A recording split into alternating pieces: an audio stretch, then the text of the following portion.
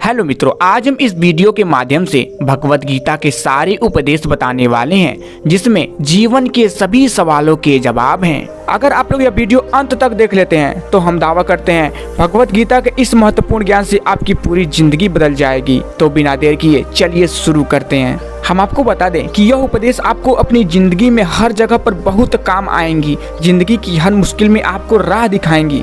ये दिव्य उपदेश, यह बातें जानना समझना आपके लिए बहुत जरूरी है, इसलिए इन उपदेशों को आप अंत तक जरूर सुनिएगा और देखिएगा। तो चलिए जानते हैं भगवत गीता के सबसे पहला उपदेश। दोस्तों, पहला उपदेश यह है कि आपके सारे दुखों का कारण किसी को अपना मानना है। आप कभी गौर करिएगा, आपकी ज़िंदगी के सारे दुख, सारी तकलीफ़ें, सारी चिंताएं वहीं से आई हैं जहां आपका अपनापन होता है कि यह मेरा है, यह मेरा अपना है। वहीं से आपकी ज़िंदगी में दुख का आना शुरू हो जाता है। चलिए हम आपको एक कहानी के माध्यम से बताते हैं। दोस्तों, एक व्यक्ति के पास एक बहुत बड़ा महल था। उसने जिंदगी भर की सारी संपत्ति लगाकर उस महल को बनाया था। आसपास के शहर के कई लोग उसके महल को देखने आते थे। कई बड़े बड़े सेठ उसके महल को खरीदने की कोशिश करते थे, पर वो महल उसका अहंकार था, उसकी जीने की वजह थी। उसका उस महल से बहुत मोह था। एक दिन उसके महल में आग लग गई और वो कहीं बाहर गया हुआ था। जब वो घर लौटा और उसने देखा कि मेरा महल जल रहा है, अपने घर को आग में जलता हुआ देखकर उसे इतना दुख हुआ। उसने कहा, अगर ये महल नहीं रहेगा तो मैं भी जिंदा नहीं रहूँगा और मेरा महल जल रहा है तो मैं जीने की उम्मीद क्या करूं। और वो आग में छलांग लगाने की कोशिश करने लगा तो किसी ने उसे रोक लिया कि भाई, यह जो तुम्हारा महल है, इस महल का सौदा कल तुम्हारे बेटे ने किसी के साथ कर लिया था। जब उसे पता चला कि यह महल अब मेरा नहीं रहा, किसी और का हो चुका है, तो उसकी सारी चिंता खत्म हो गई। जैसे और लोग उसे जलते हुए महल को तमाशा देख रहे थे, वो भी ऐसे ही खड़ा होकर देखने लगा। इतनी देर में उसका बेटा आया। वह अपने बेटे को देखकर बहुत प्रसन्न हुआ। उससे आशीर्वाद देने लगा कि तेरे जैसा बेटा बहुत भाग्य से मिलता है। तुमने तो मेरी ज़िंदगी बचा ली। आज इस घर में आज आग लगी है और तूने कल ही इसका सौदा कर लिया। वो अपने पिताजी से कहने लगा कि पिताजी, मैं इस महल के सौदे के लिए बात तो करने गया था, पर सौदा भी पक्का नहीं हुआ है। जब उसके पिता ने यह बात सुना कि अभी इस महल का सौदा नहीं हुआ है, तो वो फिर से फूट फूट कर रोने लगा। फिर अपनी छाती पीटने लगा। महल वही है, इंसान वही है, लेकिन जब महल मेरा है तो वो दुख भी देता है, खुशी भी देता है, लेकिन जब वो मेरा नहीं है, उससे मेरा कोई रिश्ता नहीं है, तो वो सारे दुख खत्म हो जाते हैं।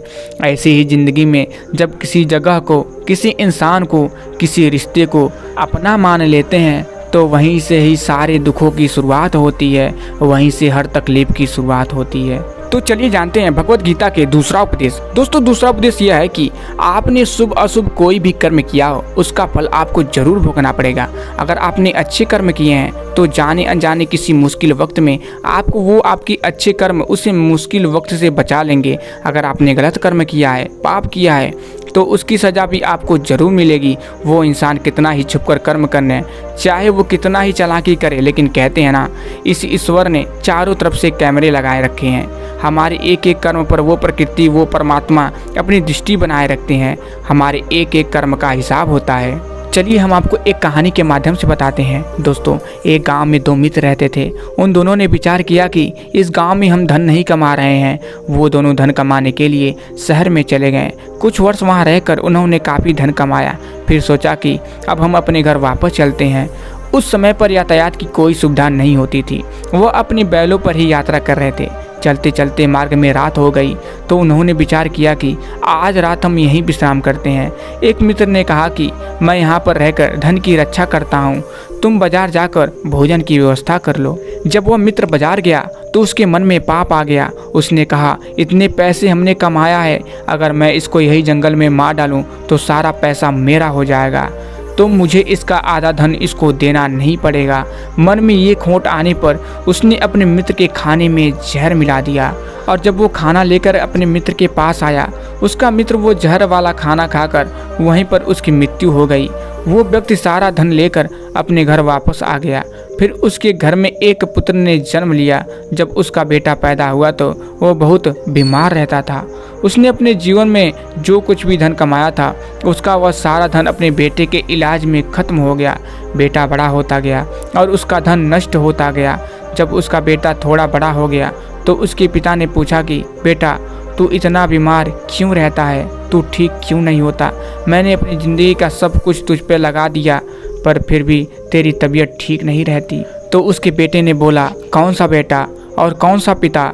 मैं तो तेरा वही मित्र हूँ जिसको तूने जंगल में जहर देकर मार दिया था, लेकिन मैं अपना वही हिसाब पूरा करने के लिए तेरे पुत्र के रूप में तेरे घर में आया हूँ। अब मेरा तेरा हिसाब बराबर और मेरा जीवन अब यहीं समाप्त होता है। तो आइए जानते हैं भगवत गीता के तीसरा उपदेश। दोस्तों, तीसरा उपदेश यह है कि आज जी लीजिए, कल की चिंता करना छोड़ दीजिए। जो भी व्यक्ति अपनी बीते हुए कल या अपनी आने वाले दिन में खोया रहता है वो ज़िंदगी में कभी खुश नहीं रह सकता। आपको ज़िंदगी में खुशी सिर्फ और सिर्फ तभी मिल सकती है जब आप वर्तमान में जी सकें, आज के आनंद को जी सकें।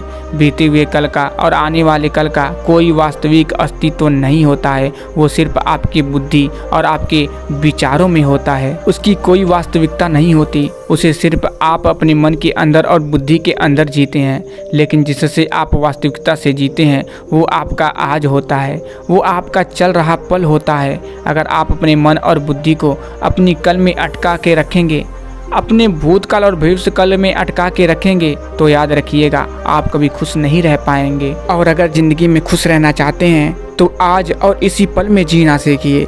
तो चलिए जानते हैं भगवत गीता के चौथा उपदेश। दोस्तों, चौथा उपदेश यह है कि जो आपके साथ धर्म करे, पाप करे, गलत करे, उसे दंड जरूर देना चाहिए।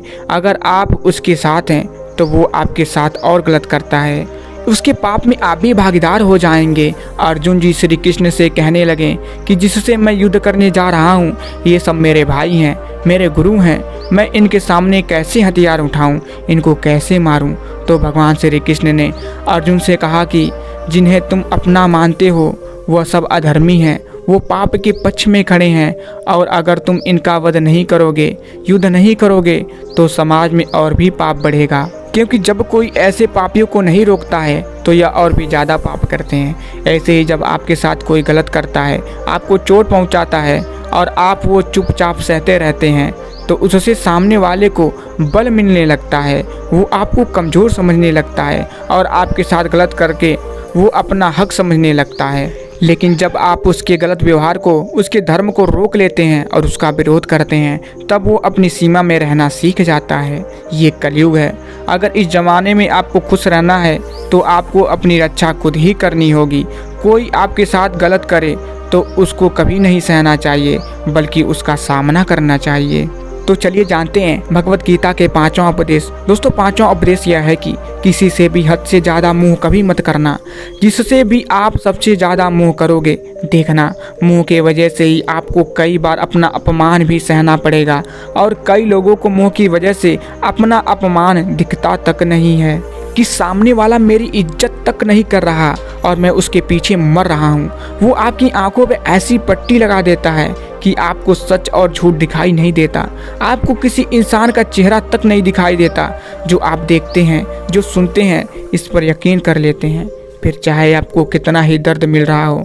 अगर आप किसी इंसान को ठीक से समझना चाहते हैं, किसी की सच्चाई जानना चाहते हैं तो उसके लिए ये बहुत ज़रूरी है कि आप उसके मुंह से जल्दी बाहर आ जाइए।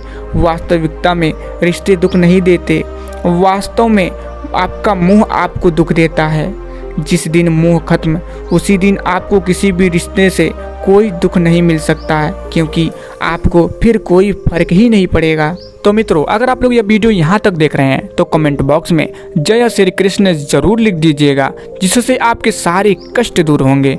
अगर आप लोगों को इस वीडियो से थोड़ा सा भी सीख मिला हो तो वीडियो को दिल से एक लाइक और चैनल को सब्सक्राइब करना मत भूलिएगा। तो फिर मिलेंगे। जय श्री कृष्ण। राधे राधे।